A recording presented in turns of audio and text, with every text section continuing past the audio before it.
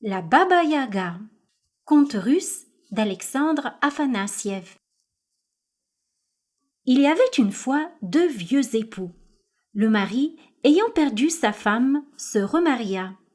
Mais du premier lit, il avait une fille, une jeune fille, qui ne trouva pas faveur aux yeux de sa mauvaise belle-mère.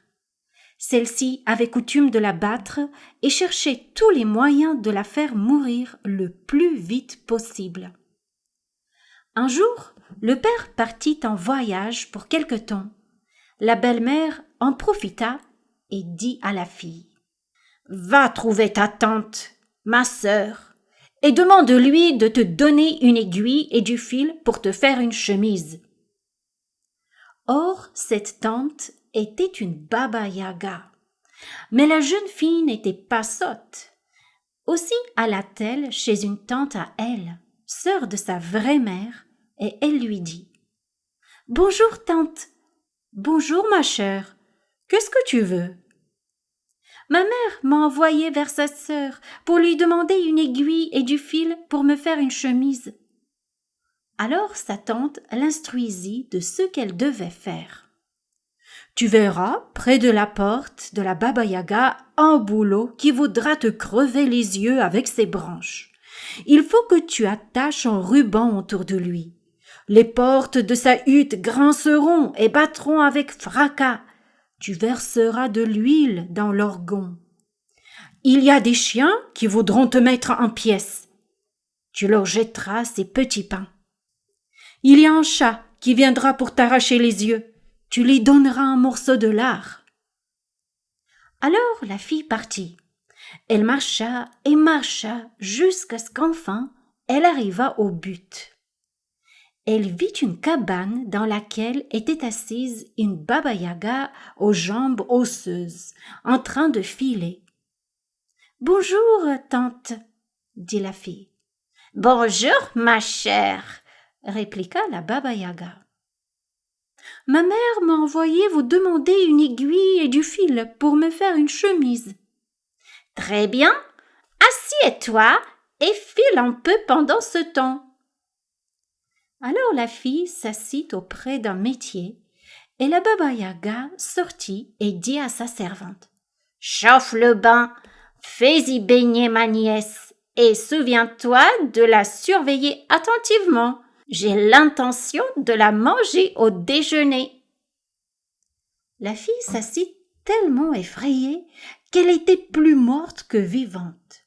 Alors elle implora la servante en disant : « Chère parente, je t'en prie, mouille le bois au lieu de le faire brûler et apporte dans un crible l'eau du bain. » La Baba Yaga attendit quelque temps, puis elle vint à la fenêtre et demanda : « Files-tu, ma chère ? » ?»« Oh oui, chère tante, je file. » Alors la Baba Yaga revint de nouveau et la fille donna au chat un morceau de lard et demanda : « Y a-t-il un moyen de se sauver d'ici ? » ?»« Miaou ! Voici un peigne et un essuie-main, » dit le chat. « Prends-les et pars. La Baba Yaga s'élancera à ta poursuite. Miaou ! Alors, mets ton oreille contre terre et quand tu entendras qu'elle approche, jette d'abord l'essuie-main. Il se changera en une rivière large, large. Miaou ! Et si la Baba Yaga traverse la rivière et essaie de l'atteindre, alors applique de nouveau ton oreille contre terre. Et quand tu entendras qu'elle est tout près, jette le peigne.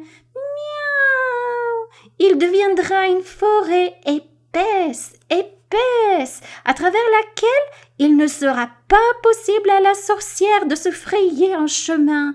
Miaou ! La fille prit l'essuie-main et le peigne et s'enfuit. Les chiens voulaient la déchirer, mais elle leur jeta les petits pains et ils la laissèrent passer. Les portes allaient commencer à battre, mais la jeune fille versa de l'huile dans l'orgon et elles la laissèrent passer. Le bouleau lui aurait crevé les yeux avec ses branches, Mais la jeune fille noua un ruban autour de lui, et il la laissa passer. Alors le chat s'assit près du métier et travailla. Il tournait le rouet et filait tout ce qu'il trouvait sous sa main. La Baba-Yaga revint à la fenêtre et demanda « Files-tu, ma nièce? Files-tu, ma chère ?»« Je file, chère tante, je file, » répondit le chat en rechignant. La Baba-Yaga se précipita dans la cabane, vit que la fille était partie et se mit à battre le chat et à lui reprocher de n'avoir pas arraché les yeux de la fille. « Miaou, longtemps je vous ai servi, dit le chat, et vous ne m'avez donné qu'un os à ronger. Et elle m'a donné du lard. Miaou. » Alors la Baba-Yaga se jeta sur les chiens, sur les portes, sur le boulot, sur la servante, et elle s'apprêtait à les maltraiter tous et à les battre. Alors les chiens lui dirent « Wow, wow, depuis longtemps que nous vous servons, vous ne nous avez jamais jeté que des croûtes brûlées, wow, wow. Mais elle nous a donné des petits pains à manger, wow, wow. » Et les portes dirent « Depuis que nous vous servons, vous n'avez jamais versé même une goutte d'eau sur nos gonds. Elle, au contraire, a versé de l'huile sur nous. » Le boulot lui dit « Depuis que je vous sers, vous n'avez jamais attaché mes branches avec un simple fil, mais elle a roulé un ruban autour de moi. » Et la servante dit « Depuis que je vous sers, vous ne m'avez jamais donné qu'une guenille, mais elle m'a donné un mouchoir. » La Baba-Yaga, aux membres osseux, sauta rapidement dans son mortier, le manœuvra avec son pilon, effaçant toutes les traces de son passage avec son balai, et poursuivit la jeune fille. Alors la jeune fille mit son oreille par terre.